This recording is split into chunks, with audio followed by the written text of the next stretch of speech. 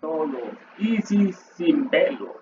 Y estamos en el tomo 1, capítulo 5, la página 171. Y vamos a conocer las grandes maravillas de Oriente. Y rápidamente, en la última sección, estuve analizando el leitmotiv. La idea principal fue ese hombre pez, Oanes o Dagón, el semidemonio de Babilonia, que tenía una mitra en la cabeza igualita a los lamas tibetanos y a estos papas o obispos católicos, la cabeza de pescado.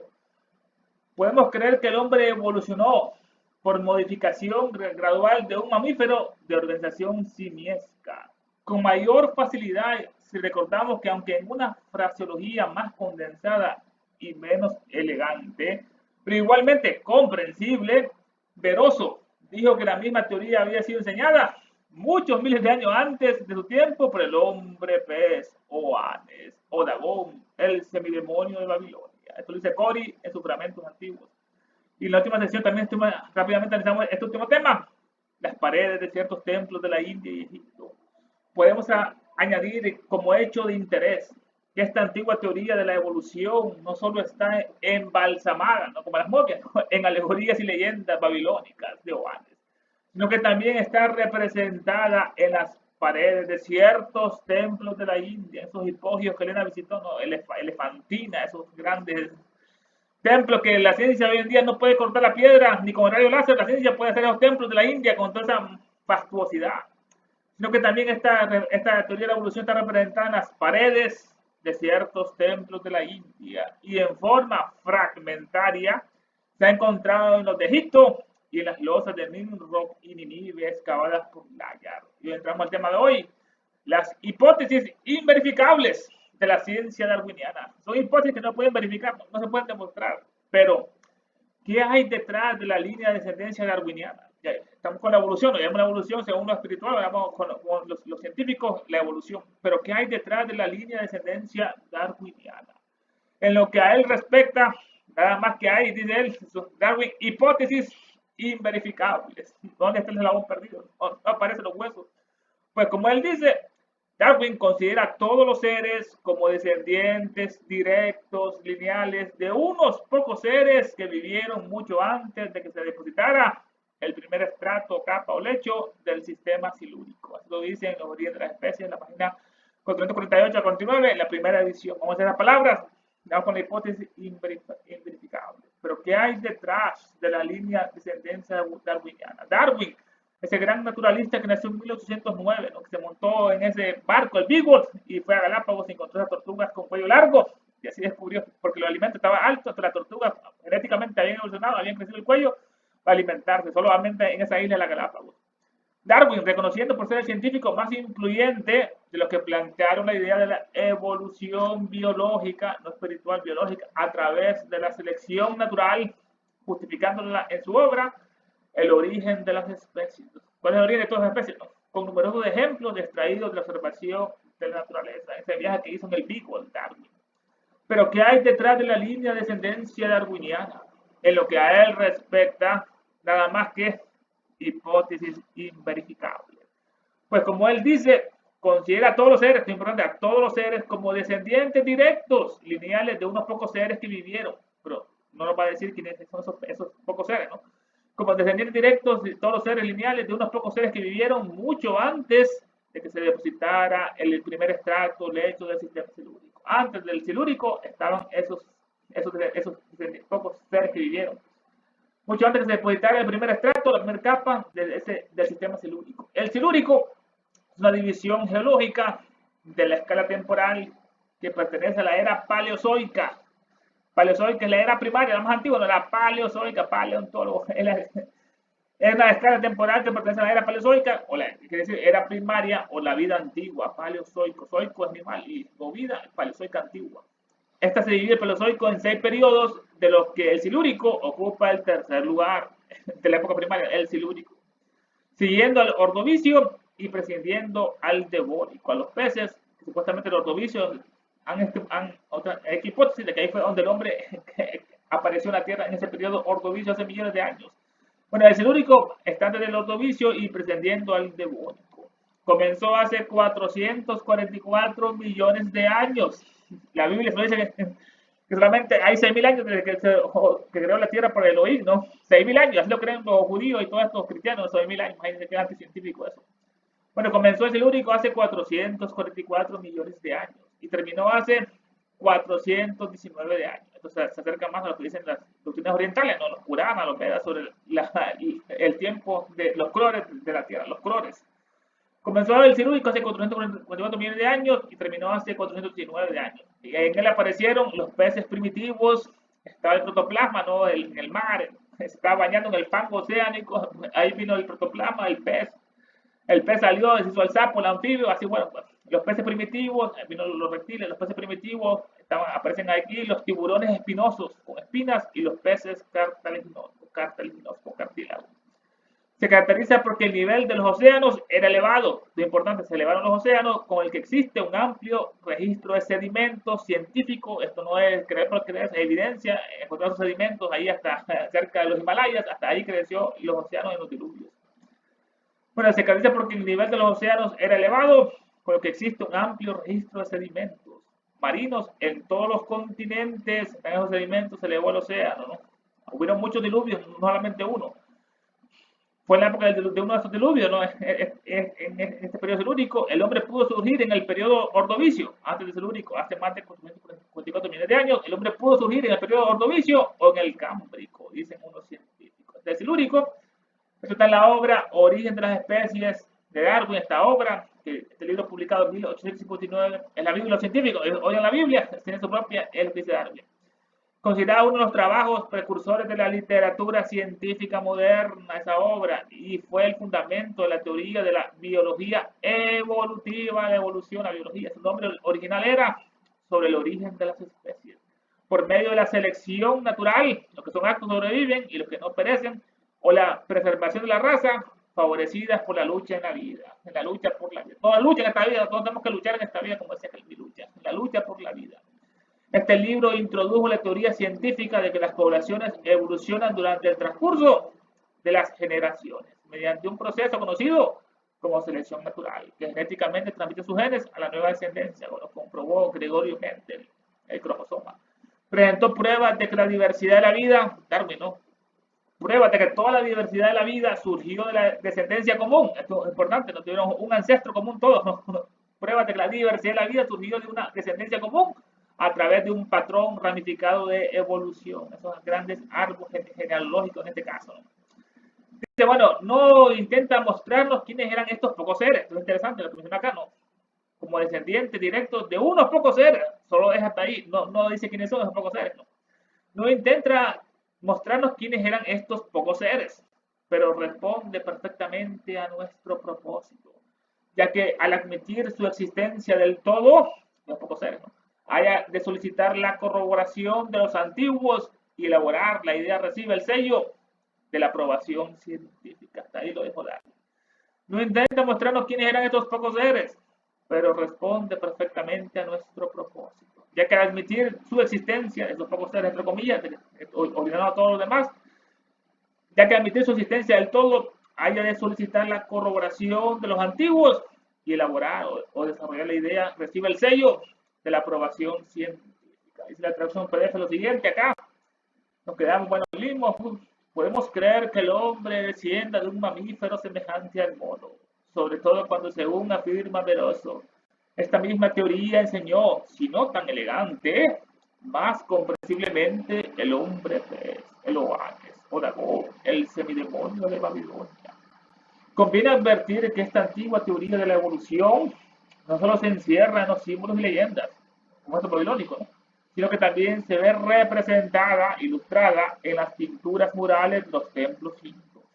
Y se han encontrado fragmentos descriptivos en los templos egipcios y en las losas de Nimrod y Nínive excavadas por Gaia. Pero, ¿qué hay detrás de la descendencia del hombre según Darwin? Por muy allá que vaya nuestro examen, solo encontramos hipótesis de imposible demostración, inverificables. Porque el famoso naturalista dice, entre comillas, que todas las especies descienden en línea recta de unos cuantos individuos existentes. Así hacer, aquí de individuos. Existentes individuos mucho tiempo antes de formarse la primera capa silúrica. Eso lo dicen las especies. Aunque Darwin no se toma el trabajo de decirnos quiénes fueron estos, entre comillas, unos cuantos individuos, estos eran los pitris, los solares, lunares, los que tuvieron la forma, la rupa, el doble etérico, el cuerpo astral. ¿Quiénes fueron estos unos cuantos individuos? Basta que para admitir su existencia haya de solicitar la corroboración de los antiguos, de modo que el concepto tenga un carácter científico. Hermanos, comentarios, puntos de vista, hermanos, acerca de este semidemonio de Babilonia, la teoría de Darwin, la evolución, no sé qué nos dicen sobre estos temas que hemos leído, los dos, si hay algún comentario, pregunta, puntos de vista, hermanos, los micrófonos son para ustedes. Adelante, quien desea participar. Bueno, sí, hay algo breve con todo lo que se ha dicho y lo que estamos viendo. Ya el estudiante de filosofía empieza a darse cuenta de que ni siquiera estos eslabones existen como la ciencia los quiere encontrar, porque la ciencia, los eslabones perdidos para estos científicos, es de que piensan que el hombre desciende del mono. Por eso esos eslabones jamás lo van a encontrar. Blavatsky nos da, digamos, las claves de lo que la ciencia considera eslabones perdidos de la formación del ser humano, como algo mencionó Ernesto, ¿verdad? De los pitris. Entonces la teosofía nos dice que, como ya hemos escuchado y leído todos, que el mono desciende de nosotros, ¿verdad? No que nosotros descendemos de él. Que es una parte que sucedió, ¿no? En las primeras razas de nosotros, los seres humanos, el cruce con monos y con hombres, seres humanos, ¿no? Y monos, que en ese tiempo, obviamente parece que las leyes eran diferentes, porque en estos días, estos reinos difícilmente se pueden transgredir o cruzar, aunque ha habido casos raros y extraños. Me refiero a que, por ejemplo, una planta no puede concebir animales y viceversa. Los animales no pueden concebir hombres y viceversa, los seres humanos. Entonces, en el grado que nos encontramos, evolutivo, estos reinos tienen diríamos, sus partes, sus límites muy marcados, donde difícilmente se pueden transgredir. Y estas son claves para el estudiante darse cuenta que la teoría darwiniana dista mucho y difiere muchísimo, ¿verdad?, de lo que es la teosofía. La teosofía nos da muchísimas claves y nos habla del verdadero, de la verdadera aparición del ser humano, ¿verdad? Porque tampoco es una creación. Sabemos que en teosofía la palabra, aunque se usa mucho, ¿verdad? La creación en todos los escritos, porque son palabras que son entendibles en su contexto, ¿verdad? Estoy creando mi karma, estoy creando esto, etcétera, etcétera. Las creaciones de Brahma, las creaciones de fulano, sultano, ¿verdad? Que se usan estas ideas para darnos a entender lo que representan. Y por eso entonces en la teosofía sí encontramos de cómo surge el ser humano, no cómo fue creado, ¿verdad? Cómo aparece, porque todo esto, por eso se le llaman apariciones periódicas, tanto para los estados de conciencia o los reinos, ¿verdad? Que aparece un reino, aparece otro, aparece el ser humano, pero cómo aparece, bueno, entonces vemos que todo esto nos lo explica la doctrina secreta, donde incluye a todas estas huestes jerárquicas de seres que ya han trascendido ciertos niveles de experiencia y que pueden proveer ahora, en este caso, tanto el vehículo como los que pueden facilitar y ayudar a estos principios superiores a que habiten en esta forma que llamamos ser humano, ¿verdad? Ahora por eso es una constitución centenaria. Anterior a esto, en los reinos, son más almas budimanas, ¿verdad?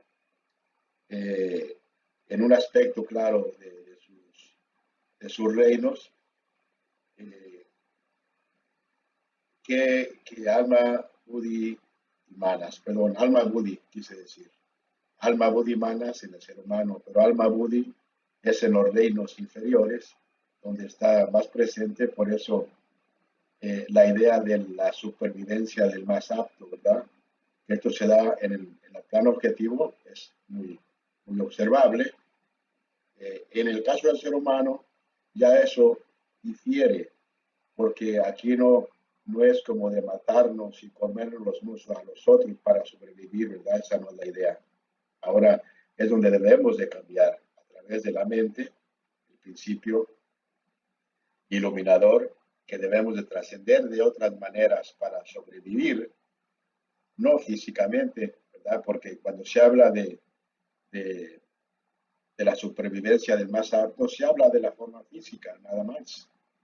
En este caso estamos hablando de la forma interna, invisible, que es la que sobrevive y evoluciona. Gracias, no fue tan breve, ¿verdad? Muy interesante, hermano. Dale, una pregunta. Cuando hablas de la ley del más apto, es aplicable a todos los reinos, ¿no? Esos son lo que postulaba Darwin. Esa selección natural del más apto es el que sobrevive y el débil perece. El más grande se come al más chiquito, los peces, los reptiles. Esas son teorías científicas que estamos analizando en ese sentido. También eso ocurre con las razas. Las razas tienen su nacimiento, tienen su madurez, después su crecimiento y después su degeneración y después perecen y solamente las más virtuosas, las bondadosas son las que sobreviven en los otros ciclos, en las otras rondas transmiten su genética, ¿no? A sus hijos, sus virtudes, sus bondades, la inteligencia la transmiten y son los que espiritualmente podemos decir que se siguen apoyando. Pero estamos analizando eso, hermano, eso es más científico, es occidental, solo el más alto sobrevive, es lo que Darwin nos decía. No sé si te quedó duda sobre eso, hermano. Sí, no, está bien, sí, es a lo que me refería, que se aplica no nada más a los reinos inferiores, también al hombre, al humano. Sí, en el sistema también espiritual algunas son leyes eternas, como analógicas, que se aplican a todas partes, en el microcosmos y el macrocosmos en ese caso, la evolución, quiénes sobreviven, quiénes perecen, la gran guerra que hubo en la Atlántida, eso es muy interesante, esas locas que nos habla ella, ¿no? Que hubo una guerra mortal, ¿no? Entre los hechiceros de la izquierda contra los magos de derecha, ¿no? Y perecieron, se hundió ese continente por esa gran maldad que ocurrieron y solo los más santos sobrevivieron. Se fueron al Tíbet, a esa isla blanca de Chambala, ahí fueron instruidos por los maestros y para que ellos después transmitieran su conocimiento, sabiduría a las demás civilizaciones, como pasó en la época de Buda, que fue una época donde hubo grandes iniciados, grandes luces, grandes soles, no solo Gautama, Siddhartha, sino también fue la época de Confucio, de Lao Tse, de Platón, de Pitágoras, que consiguieron casi, eran coetáneos de la misma época ellos en esa parte. Fueron los transmisores por esa sabiduría, como el Mesías o como Juanes que analizamos en la última sección, o el Hermes que transmitieron toda ciencia y arte útil a los seres humanos, le dieron la matemática, la agricultura. Siempre fue así la civilización, no fue así de que no, que un mono, como hablaba el hermano en este caso, no, Hanuman, el dragón perdido, no, siempre hubo una jerarquía divina que fundó un imperio espiritual y transmitió la sabiduría a las demás civilizaciones, como los aztecas, como los mayas, como los incas, que tuvieron sus escritores en esa hermosa arquitectura de Teotihuacán, Tenochtitlán, la gran Tenochtitlán, o Tikal, Uxmal. No sé si está claro, hermano. Sí, entonces, a eso me refería, Ernesto lo explicó muy bien. En este caso, con nosotros, seres humanos, con el hombre, esa supervivencia del más apto cambia. Como dijo Ernesto, ahora el más apto espiritualmente, ¿verdad? Por eso ya cuando se habla de las razas, son los más aptos. Sin embargo, aún así, jamás desaparece esto, porque aún el menos apto espiritual siempre tendrá oportunidades, ¿verdad? Sabemos que la mónada es perenne. Aún la individualidad difícilmente puede morir. Cuando se habla de los sin alma, es tan raro un ser sin alma, así como un Buda, así de raros son los aspectos, ¿verdad? Alguien que pierde el alma quiere decir que es, digamos, todo lo que la mónada adquirió en su estado evolutivo hasta llegar a la individualidad, y luego de la individualidad como ser humano, en vez de, supongamos que haya progresado mundanamente algo espiritualmente en el mundo, pero con el tiempo tiene tanta maldad que puede perder su individualidad, entonces la mónada de esa individualidad, si se puede decir de esa manera, esa mónada regresa, ¿verdad?, a su plano natural. Sin embargo, Blavatsky explica esto en la doctrina secreta, donde aún los fracasos, porque luego dice no hay fracasos, los fracasos más elevados, en un Manvantara posterior, tendrán aún la oportunidad de entrar en los, y voy a parafrasear, en el plano animal más elevado, para después, si aprovecha, se convierte nuevamente en un ser humano, o sea, en una individualidad. Bueno, ya me fui por otro lado. Entonces, la supervivencia, el más apto de lo que hablaba Darwin, es como dijo Ernesto, ellos se referían al animal y tal vez a nosotros, ¿verdad? De que nos matamos para sobrevivir. Esa no es la supervivencia en la teosofía del más apto, ¿verdad? Es eso que mencionó Ernesto. La supervivencia del más apto, podríamos entonces adoptarla en la idea de que el más apto espiritualmente, ¿verdad? Sin embargo, como mencioné, cambia mucho la idea de que de perecer, difícilmente se perece espiritualmente porque somos, en esencia, somos espirituales. Esa parte, para que surjan más preguntas. esa parte, el hermano mencionó eso, que lo tenemos en otra parte, que es la de la sabiduría divina, que nos dice eso, ¿no? Con todo lo que Occidente nos bombardea, no venimos del mono. El mono es un hombre degenerado, todo lo contrario, un hombre malo se degeneró y evolucionó. En este caso, el mono nos dice que esta enseñanza lo tiene otra mano en la leyenda de Hanuman, que era el amigo de Ramayana, en esa epopeya de Ramayana, que es antes de la guerra de Troya, que hubo una gran guerra, el demonio Ravana se raptó a la esposa de Rama, ¿no? A Sita. Y eso provocó esta gran guerra, como después de Homero la popularización en Occidente con el rapto de Helena, pues París. El mono desciende del hombre, y igual primero vino el hombre en la tierra y después vienen los animales. En este caso, ¿no? Todas las pasiones humanas se animalizan en el león, en el tigre, en la pantera y se materializan. Hanuman, esta Ramayana, esa clave centenaria que le hemos insinuado, nos dice ella en otra parte que en Isis sin verlo todavía no tenían la autorización plena para revelar esa clave centenaria. Y por eso solo se insinúa meramente esta constitución sectaria en la parte de los egipcios, que tenían los principios del Ka, toda esta cosa, el prana, pero después ella la desarrolla con todos los permisos de los maestros, en la vida secreta, ¿no? De esta constitución sectaria. ¿Y por qué tanto ocultismo en esta parte? Porque estos son poderes, son llaves que abren portales, abren fuerzas, ¿no? En ese caso, en que pueden ser mal utilizadas. El hombre dice, el hombre, la naturaleza es el cerrojo y el hombre es la llave. Se unen la naturaleza del hombre y abren esos portales en esa parte. Una mente iluminada es lo que ocupamos, una mente iluminada por Budi, por Cesor, no, la mente Tayá, se le dice, la mente iluminada. Los más altos en este caso, como volviendo a la pregunta de la hermana, serían no el más fuerte, como pasa en el reino animal, no, ellos no tienen razón, no tienen inteligencia, no tienen espíritu superior, no tienen alma, por eso se devoran los unos a nosotros. El más alto entre nosotros, los seres humanos espirituales, serían los más espirituales, como el hermano, los más bondadosos, los más inteligentes, los más compasivos, los que más ayudan a los demás, ¿no? Eso serían los más altos en este caso para seguir evolucionando. Una anécdota nos dice cuando Elena llegó a Nueva York, cuando los maestros le enviaron, ¿no? de Europa a Egipto, a medio mundo, Europa, a los países árabes, le dijeron que iba a ir a Inglaterra a conocer el maestro de un desfile de los nepalíes. Ahí está el maestro que ella miraba en sueños, después apareció en un parque. Entonces le dijo que tenía que ir a Nueva York y ahí iba a encontrar a su contraparte. En este caso, cuando llegó ella, se fue a un barco, iba a primera clase y se dio cuenta que una mujer la había engañado y se iba a la prueba con una hija y ella tuvo compasión y cambió el boleto. Ella se fue a la prueba y le dio la primera clase a la mujer y a su hija. El gran corazón que tenía Elena. Pues cuando llegó a Nueva York, dice que ella en una parte quedó impactada por la cantidad de desalmados que había en todas partes. Los miraban los ojos, no tenían alma, pues imagínense eso en 1870, por ahí, hermano, cuando llegó, no había hoy en día la cantidad de desalmados. Y sobre lo que se hablaba de los fracasos, ella nos menciona un misterio ocultismo que es la octava esfera, que es esa octava esfera, ¿no? Donde van esas monas que decían, hermano, que eran los más malos, los más depravados, estos van a esa octava esfera. Pero aún incluso ahí tienen una posibilidad de volver, de aprender a no ser tan malos, no es de experiencia. Nos dice que los rezagados, los que reprobaron un examen, ¿no? Una ronda, no pasaron al otro reino, entonces en el próximo Mamantara ellos van a ser los adelantados, porque ya van a repetir la clase, ¿no? Como un niño de cuarto grado que repite, sabe matemáticas, vuelve a repetir el año y pone más atención, va a saber los temas y va a prosperar más en ese caso. Así es la evolución en todas partes.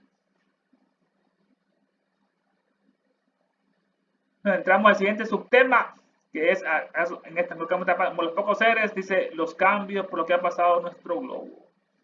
Con todos los cambios por los que ha pasado nuestro globo en cuanto a temperatura, clima, suelo, y si se nos perdona, en vista de los recientes desarrollos. En su condición electromagnética, la Tierra también ha cambiado, electromagnética. Sería muy osado quien se atreviera a decir que algo en la ciencia actual moderna contradice la antigua hipótesis del hombre antisilúrico. Aquí hay una mala traducción, ya la vamos a ver, hermano. Aquí dice antisilúrico en el original, allá en el PDF dice antidiluviano. Eso fue un invento de Clemente, es antisilúrico. Pues más esta palabra, estoy analizando esta parte, quiénes eran esos pocos seres, la evolución, lo que Darwin no mencionaba. Dice, con todos los cambios con los que ha pasado nuestro globo, la Tierra, ¿no? En cuanto a temperatura, la temperatura, que hay grado de calor del aire en un lugar y momento determinado. La temperatura de la Tierra dice que en un tiempo muy lejano había tanto magma, lava, como agua hay en los océanos, hermano. Estaba lleno de fuego el planeta, ¿no? Antes de que se cambiara. Con todos los cambios, eso la ciencia le dice el periodo ádico. Estaba en el A, después puro fuego. Con todos los cambios por lo que ha pasado nuestro globo en cuanto a temperatura, clima, suelo, y si se nos perdona, en vista de los recientes desarrollos, su condición electromagnética, hace cambiar la Tierra, tanto cambio en temperatura, el clima, se define como las condiciones meteorológicas medias que caracterizan a un lugar determinado. Es una síntesis del tiempo atmosférico, obtenida a partir de estadísticas a largo plazo.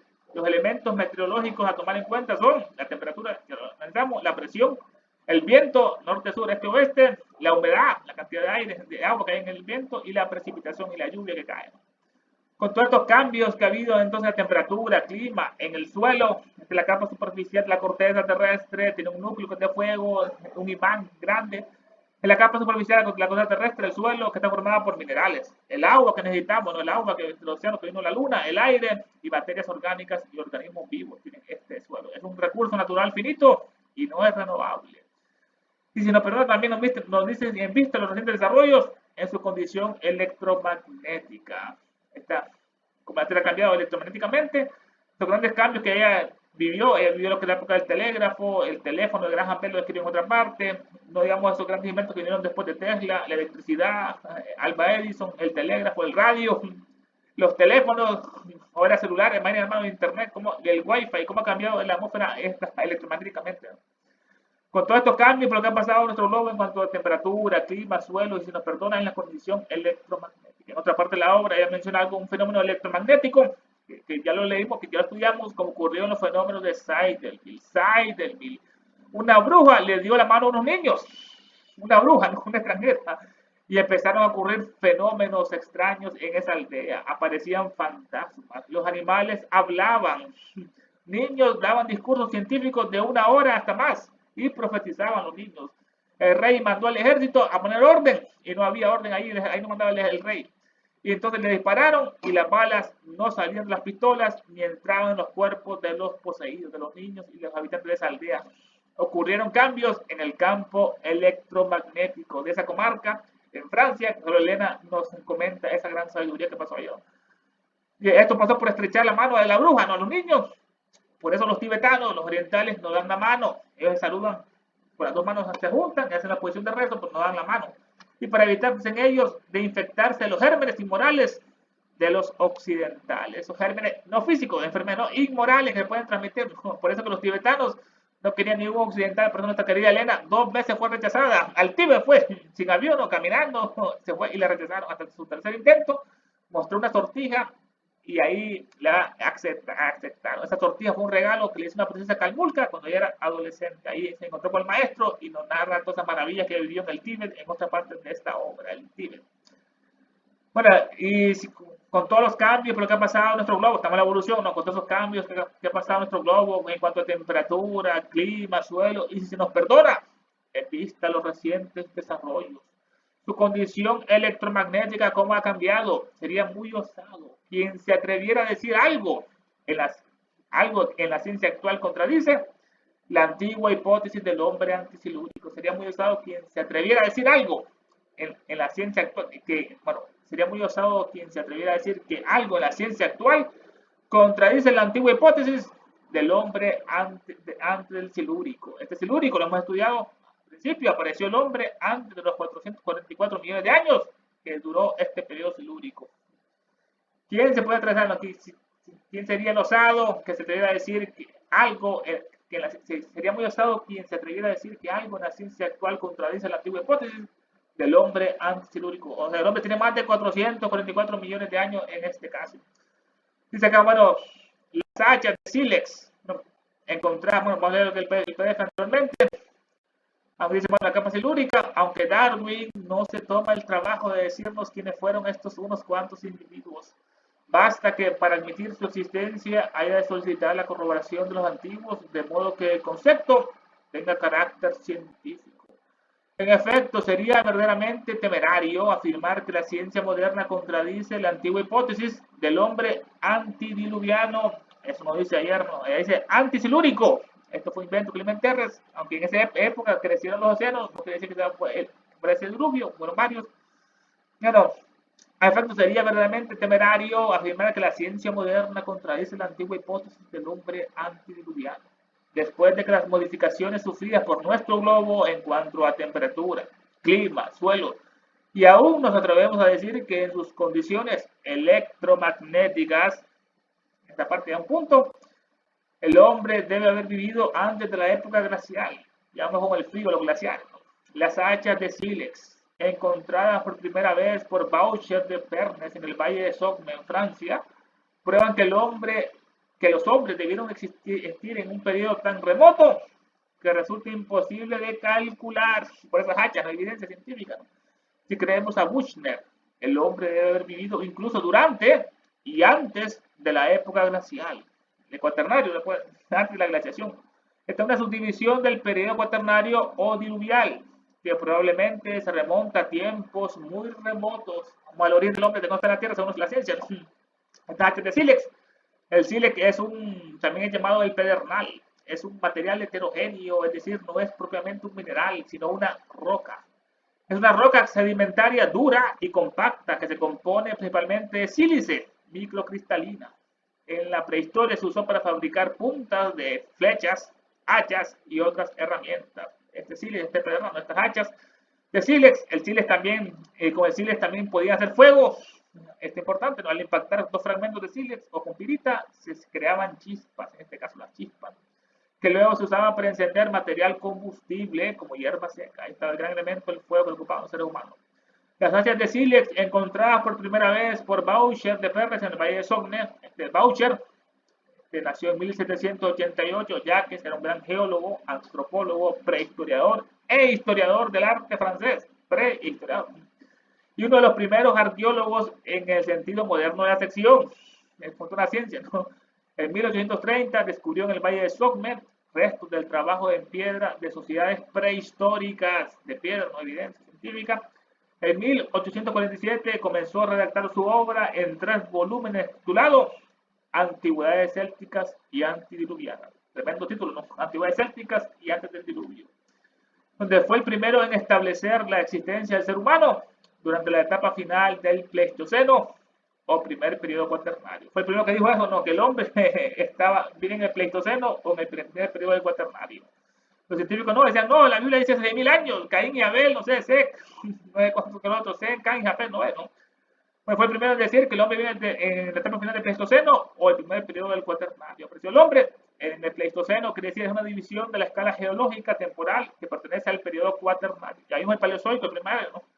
Vamos al cuaternario, pero en el periodo cuaternario, este Pleistoceno comenzó hace 2,59 millones de años y finalizó hace 11.700 años, casi con el hundimiento de Poseidonia, ¿no? 12.000 años, dicen los historiadores.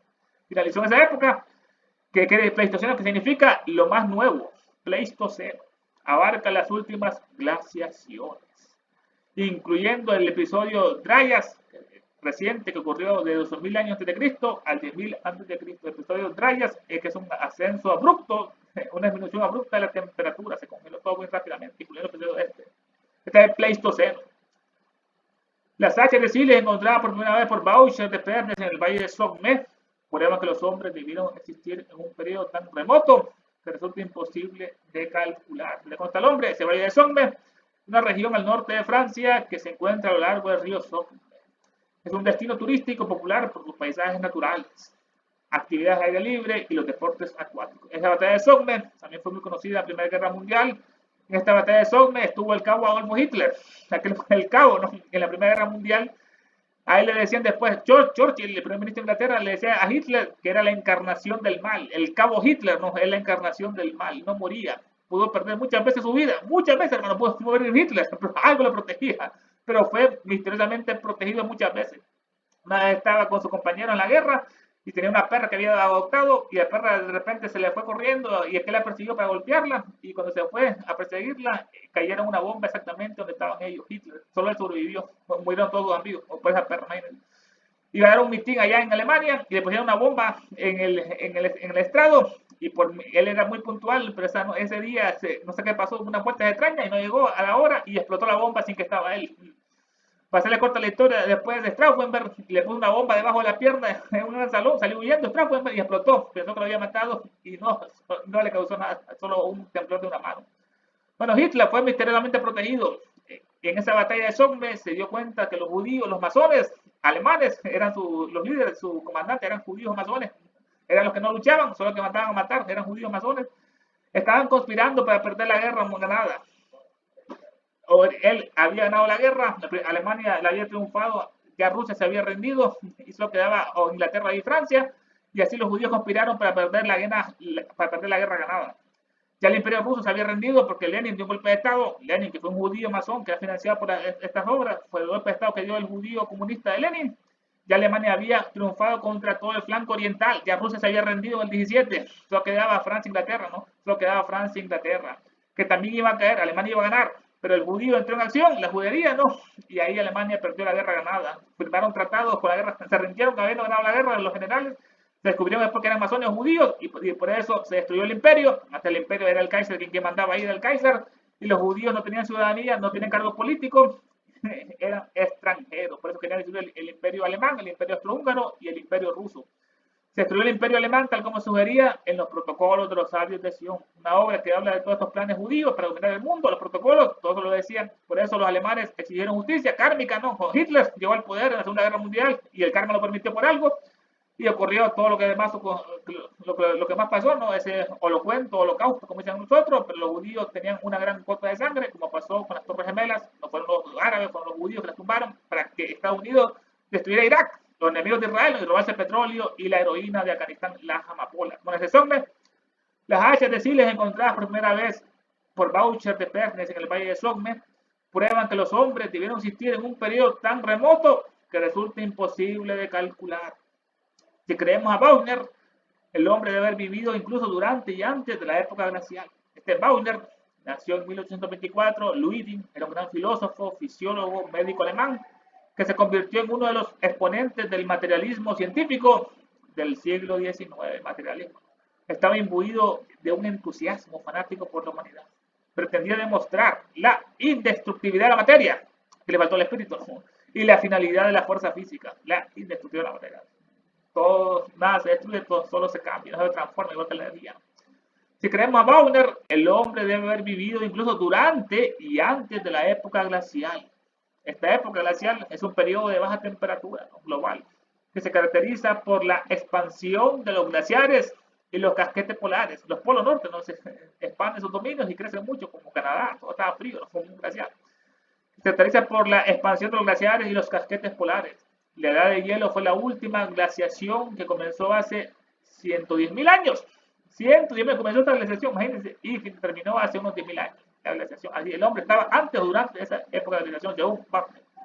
El hombre debe haber vivido incluso durante y antes de la época glacial. Esta es una subdivisión del periodo cuaternario. Este cuaternario Es un periodo geológico que comenzó hace aproximadamente 2,6 millones de años y que continúa hasta la actualidad. Estamos en el cuaternario, ya pasamos al terciario, el secundario, el primario, el paleozoico, ¿no?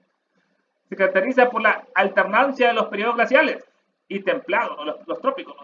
Como nos dice después la doctrina secreta, ¿no? Que los polos antes eran trópicos, ahí vivía la gente como vive hoy en día en todo Centroamérica o América Latina con calor, y los fríos eran como está en la India en esta época, ¿no? Así cambia el eje de la Tierra y cambian las zonas glaciales en esta parte. Se caracterizó por la alternancia de periodos glaciales y templados. Es conocido como la era de los seres humanos, el cuaternario, es una ciencia, no el cuaternario, seres humanos. Dicen los científicos que fue durante este periodo en que apareció el Homo sapiens, el hombre con sabiduría, el Homo sapiens, ya no está el Neandertal, ya no está el otro, no es creo que el Cramañón. Es el segundo periodo de la era cenozoica, este cuaternario, segundo periodo de la era cenozoica. Cenozoica quiere decir animales nuevos, eran los mamíferos, cenozoicos, ya se tuvieron los dinosaurios y vinieron los animales nuevos, que son los mamíferos a gobernar la Tierra. Es el segundo periodo de la era cenozoica, el cuaternario. La era cenozoica es conocida como la edad de los mamíferos o la edad terciaria, ¿no? La terciaria del mamífero y la cuaternaria del hombre. Era la era geológica actual, que comenzó hace unos 65 millones de años. Eso fue cuando ya los dinosaurios aparecieron, no es el meteorito en Yucatán, y se extiende hasta la actualidad cenozoica. Las características son las siguientes: los mamíferos se convirtieron en los animales dominantes en la Tierra. Adiós dinosaurios, ¿no? Los continentes se trasladaron a sus posiciones actuales. La India era una isla que dicen, ¿no?, que chocó con el continente de la masa geológica de Asia y formó ese choque los Himalayas. Levantaron, luego los Alpes suizos chocaron ahí, otra cosa. Los continentes se trasladaron a sus posiciones actuales. El clima se enfrió paulatinamente, ¿no?, la glaciación, hasta llegar a los niveles actuales. Apareció y evolucionó el ser humano en esta época cenozoica. Quiere decir cenozoico, animales nuevos, mamíferos, cenozoico, zoico, animales nuevos, mamíferos, abarca la edad cuaternaria. Bueno, el hombre debe haber vivido incluso durante y antes de la época glacial. Una subdivisión del periodo cuaternario o diluvial, el diluvio, ¿no?, que probablemente se remonta a tiempos muy remotos. Dice el PDF acá de traducción. Bueno, las hachas de Pedernal encontradas por Bauer de Pertes en el Valle de Somme son prueba de que la antigüedad del hombre sobre la Tierra excede a todo cómputo. Según Buchner, el hombre existía ya en el periodo glacial, correspondiente a la época cuaternaria, y probablemente más allá todavía. Pero ¿quién es capaz de sospechar lo que nos tiene reservado los futuros descubrimientos? Hermanos, comentarios, puntos de vista acerca de esto, hermanos. Vimos varias partes de la evolución, del cabo Hitler, que nos dice algo. Tienen comentarios, hermanos, tienen micrófonos para ustedes, punto de vista. No, yo sí tengo una pregunta. En cierta forma también está derivado de una clase que tuvimos sobre la doctrina secreta. La pregunta es, la Tierra tiene su propio karma, ¿no? El planeta, porque una compañera decía que si era posible porque bueno, ahorita manejamos obviamente el hombre es el que afecta a la naturaleza y que por eso vienen los cataclismos, ¿verdad? Por toda esa maldad. Pero entonces ella preguntaba si no sería posible que fuera como una situación natural, por ejemplo, los diluvios de la tercera raza, todo eso, en que no tanto haya sido por el hombre, sino que como una situación normal. Y yo pregunté si realmente, pregunto ahora nuevamente si yo considero que sí puede la Tierra tener un karma, o dicho de otra manera, una evolución. Sí, sí. Ahora usemos la analogía de nuestro cuerpo, o tu cuerpo, porque Sí. la Tierra es solo un cuerpo, ¿verdad? De una entidad inteligente. Tu cuerpo es obviamente el vehículo de una entidad inteligente. ¿Cómo se relaciona el karma de tu cuerpo contigo, verdad? ¿Cómo se relaciona el karma de la Tierra con la entidad que anima la Tierra? Vamos a alumbrarle por el momento el espíritu planetario. ¿Quién o qué es? Somos todos los seres humanos, ¿verdad? Es una combinación. Todos somos aspectos de ese mismo espíritu planetario desde un punto de vista. Entonces, claro, es lo que dijiste, todo contribuye a los cambios de la Tierra, ¿verdad? Tanto su karma, como dijiste, tiene un karma anterior, el espíritu planetario, y dado que el cuerpo está condicionado al karma de este ser, que somos nosotros, así como nuestro cuerpo. Entonces, claro, hay un sinnúmero de cosas que podemos decir. Nosotros creamos ciertos desastres en la Tierra. Algunos son naturales porque vienen de karma anterior, podemos pensar, ¿verdad?, de los escándalos planetarios de este ser, que somos siempre nosotros, porque en realidad la humanidad colectivamente forma al espíritu de la Tierra desde ese punto de vista. Lo que iba a agregar, nada más de lo que dijo Ernesto, todo lo que nos dio ya, sobre estas correspondencias del ser humano y las eras geológicas. Entonces, si tomamos la idea de que el hombre como lo conocemos, ¿verdad? Por supuesto, no es que no haya existido antes, ser humano, pero se nos dice que tiene 18 millones de años, ¿verdad? Desde la tercera y media raza raíz. Ese número se usa a cuando la mente, entre comillas, fue iluminada, fue despertada en la humanidad, 18 millones de años. Antes de eso, nos da una cifra de 300 millones de años, o sea, las dos y medias razas anteriores. Nos estamos refiriendo solamente a este globo, ¿verdad? Lo digo globo como cuarto globo de la cadena. Entonces, no se está usando el tiempo que tiene la Tierra desde el comienzo de la cadena planetaria. Se usa más o menos, para tener idea, desde que aparece la humanidad en este globo. Por ende, son 300 y tantos millones de años, lo que nos dice la última secreta.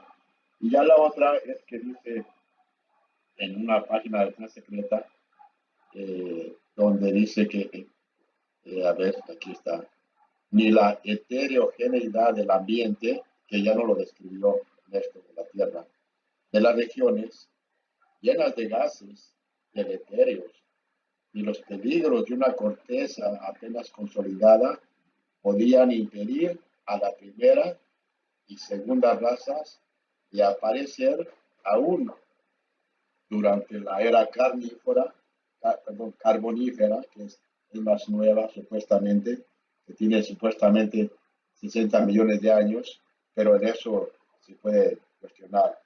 O la era siluriana, que más o menos le calculan 400 y tantos millones de años.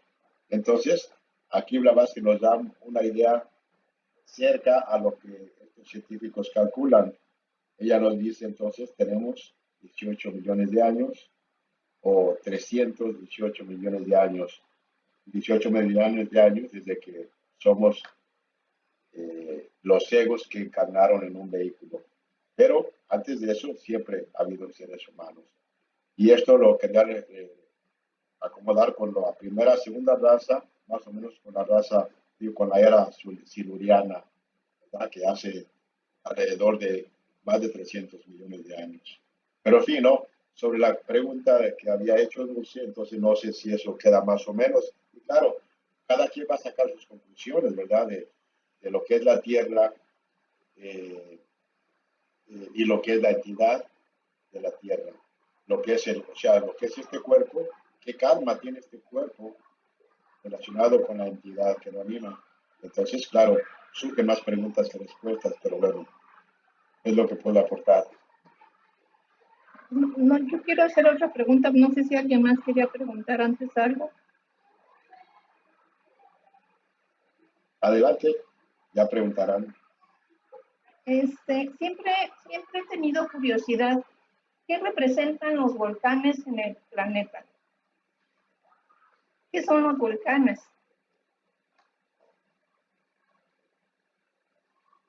Como centros de energía, pues.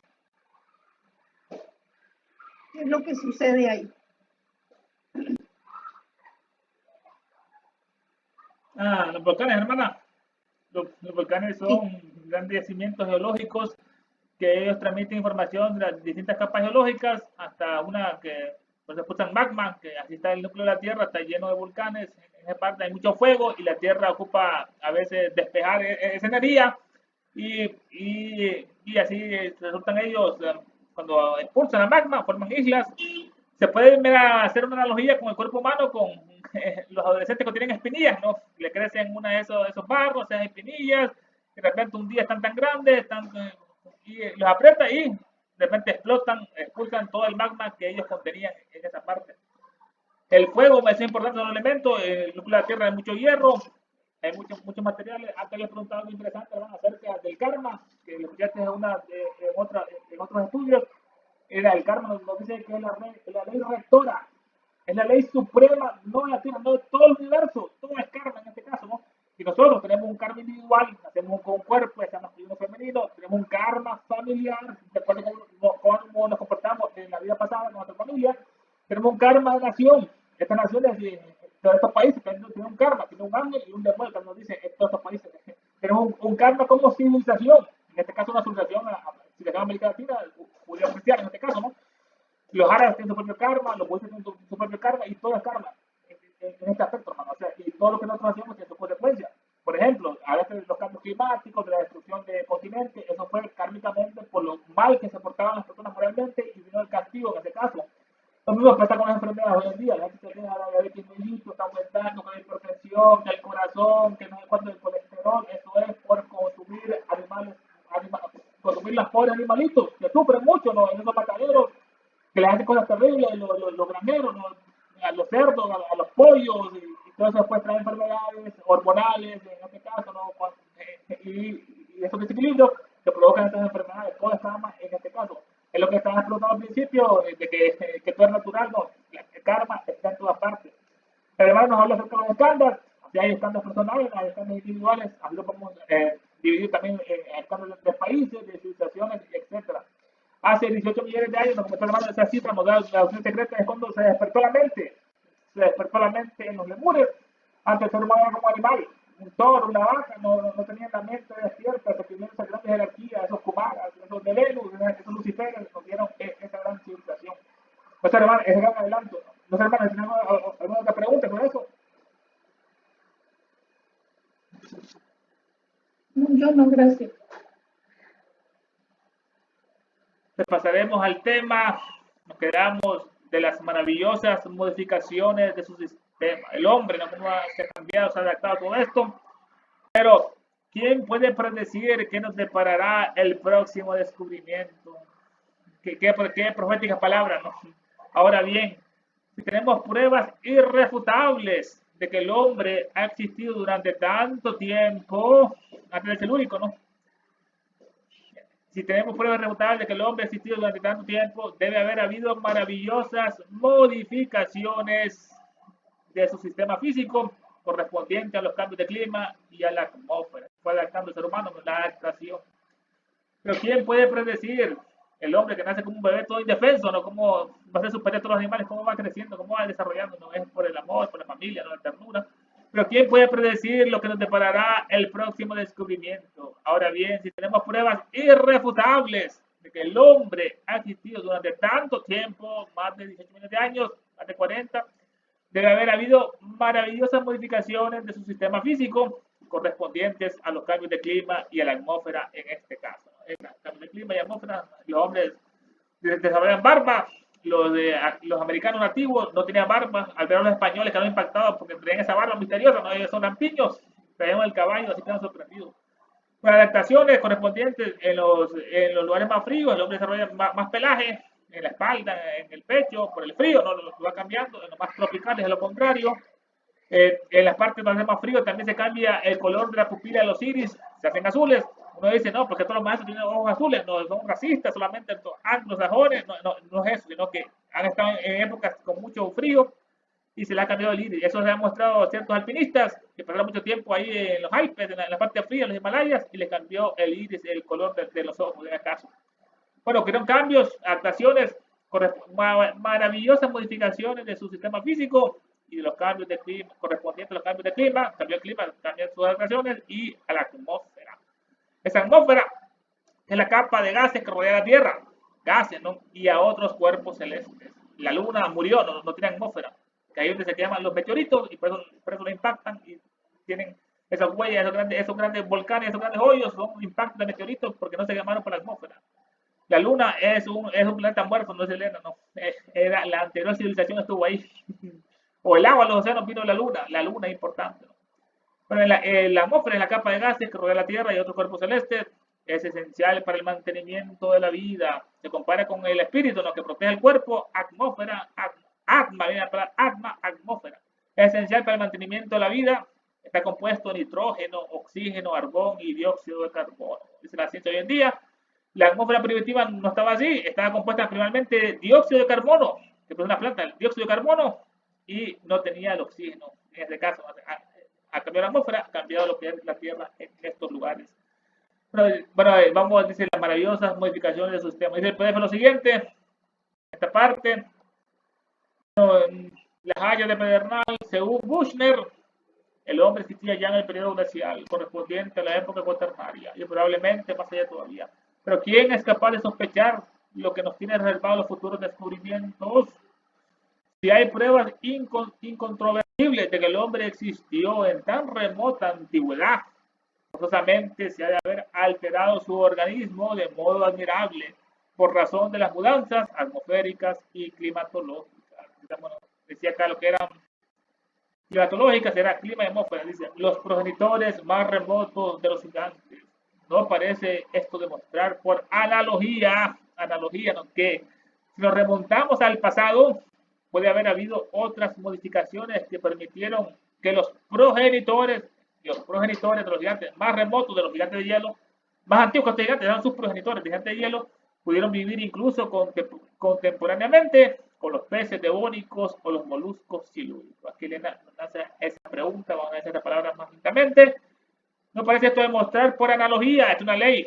Los analogistas no, eran los discípulos del gran Amonio Sacas, así llamado a causa de su práctica de interpretar todas las leyendas, los mitos y misterios sagrados, leyendas y misterios sagrados, por un principio de analogía y correspondencia, como el que Elena nos enseñó los maestros, cuya regla se encuentra ahora en el sistema cabalístico occidental y señaladamente en las escuelas de filosofía esotérica del Oriente, en la Vedanta, en la Sakya, en la Mimamsa, en la yoga. Pero se encuentra ese sistema de analogía en la Cábala y las escuelas filosóficas esotéricas del Oriente. Siempre hay que escuchar nuestra alma, nuestra intuición, esa es infalible, igual que la analogía, es una herramienta, una llave, ¿no? No parece esto demostrar por analogía que si nos remontamos al pasado, puede haber habido otras modificaciones que permitieron que los progenitores de nuestra raza, ¿no? que eran los polares, la primera raza, los hiperbóreos, la segunda, los lemures, la tercera, los atlantes, la cuarta, estamos por la quinta raza raíz, las razas aria. Si nos remontamos al pasado, puede haber habido otras modificaciones que permitieron que los progenitores más remotos de los gigantes de hielo, las glaciaciones, ¿no? Pudieran vivir incluso contemporáneamente con los peces devónicos y los moluscos silúricos. Estos gigantes de hielo son los cíclopes, los grandes constructores, los titanes, desempeñan un importante papel en los Edas, como estuvimos estudiando en la Escandinavia, en la mitología nórdica, fabricaron el fuerte muro que rodea el Asgard, que es el Olimpo escandinavo. Era un muro, ¿no? Para defenderlos de los Jotun o los gigantes malvados. Son los enemigos que eran enemigos de los Ases o los dioses de estos Jotun. Bueno, pudieron haber habido otras modificaciones que permitieron que los progenitores más remotos de los gigantes de hielo pudieron vivir incluso contemporáneamente con los peces devónicos o los moluscos silúricos. Estos peces devónicos, estamos con las eras glaciales, no geológicas, es un periodo geológico que ocurrió entre los 419 y los 539 millones de años, antes del silúrico, ¿no? Es el cuarto periodo de la era paleozoica. Es la época antigua, el cuarto periodo de la era paleozoica. Este devónico, después del silúrico y antes del carbonífero, que nos hablaba el hermano del carbonífero. Sus características son las siguientes: el clima era templado. Aparecieron los primeros bosques, ahí viene el oxígeno, el monóxido, ¿no? Aparecieron los primeros anfibios, aparecieron los primeros peces de agua dulce, aparecieron las primeras formaciones del coral. La era paleozoica, que la era primaria, es una era geológica que comenzó hace 542 millones de años y terminó hace 251, con la época secundaria. Es la primera era de la historia más reciente de la vida en la Tierra, la primera, o sea, la más antigua, ¿no? características son, se caracterizó por la aparición de organismos pluricelulares, como estuvimos viendo con el protoplasma, ¿no? Que se bañaban en los océanos de Huxley. Se caracterizó por la aparición de los organismos pluricelulares complejos, se diversificó la fauna marina, se colonizó la tierra por plantas y insectos, anfibios y los reptiles. A partir del devónico, ahí estaban estos ancestros con los peces devónicos o con los moluscos silúricos. Estos moluscos que tienen blandos conforman uno de los grandes filos del reino animal. Son invertebrados. Ejemplo, las almejas, las ostras, los calamares, los pulpos, no tienen vértebras, babosas, caracoles, tanto marinos como terrestres. Pudieron vivir estos progenitores con los peces devónicos o con los moluscos silúricos que hemos estudiado. El silúrico, tercer periodo geológico de la era paleozoica, es el predecesor del devónico, los peces, ¿no? Y caracterizado por el nivel elevado de los océanos, los diluvios, ¿no? Diluvios en este caso. Bueno, leyendo rápidamente, no parece esto demostrar, por analogía, que si nos remontamos al pasado, puede haber habido otras modificaciones que permitieron que los progenitores, los pites, ¿no? Más remotos de los gigantes de hielo, pudieran vivir incluso contemporáneamente, ¿con quiénes? Con los peces devónicos y los moluscos silúricos. Aquí dice lo siguiente, en consecuencia, también cabe suponer, por analogía, remontándonos a esas lejanísimas épocas que el organismo de los remotos ascendientes de los helados gigantes les permitiera convivir con los peces devónicos y los moluscos silúricos. Hermanos, puntos de vista finales, ¿qué les pareció el estudio de esta obra, hermanos? Los micrófonos son para ustedes.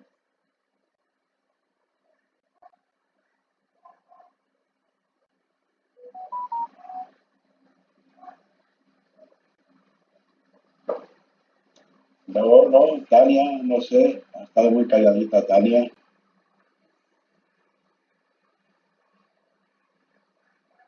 Es que la explicación estaba buenísima, que no tengo nada que agregar.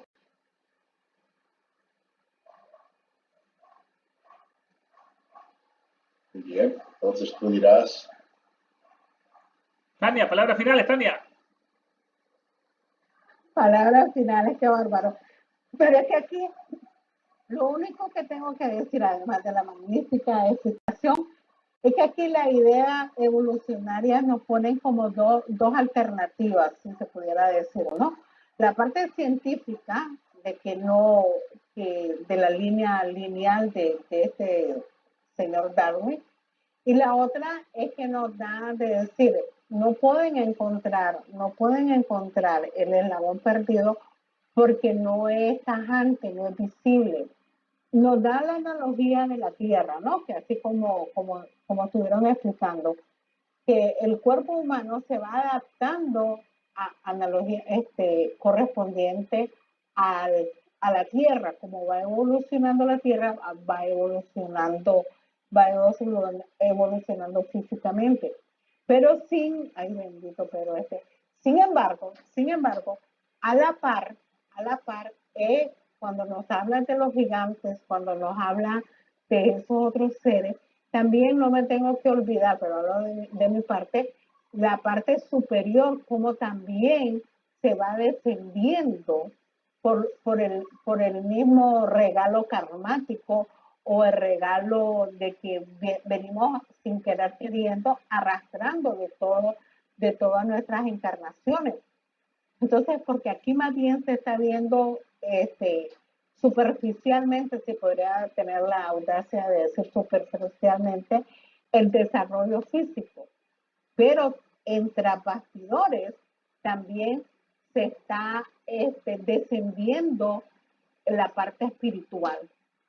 Entonces, cuando me explica eso, me hace que no me olvide también que la parte espiritual va evolucionando tanto de una caída como del ápice, ¿no? De venir de lo más sutil a lo más, no decir bajo, sino a la formación compás del cuerpo.